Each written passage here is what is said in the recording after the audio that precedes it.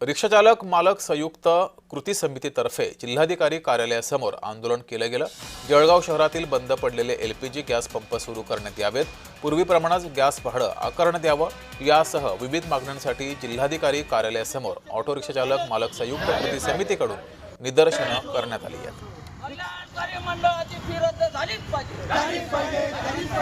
रिक्षा कल्याणकारी मंडळाची फी रद्द। राज्य शासनाने माननीय परिवहन आयुक्त साहेब यांनी आमच्या रिक्षा चालकांवर नोंदणी करावी म्हणून सक्ती केली जात आहे। आमच्या पासिंग असतील, आमच्या परमिट असतील, लायसन रिन्यू असतील, हे सुद्धा कमी करण्यात येत आहे। त्याचा काम सुद्धा बंद केला आहे। ती जाचक अटी फी रद्द करावी, आम्हाला जबरदस्ती नोंदणी करता जे काही आमच्यावर बंधने आणले जात आहे ती करावी व आम्हाला मुबलक दरामध्ये गॅस एलपीजी गॅस पुरवठा सुरू करावा, या संदर्भामध्ये आमच्या या मागण्या आहेत।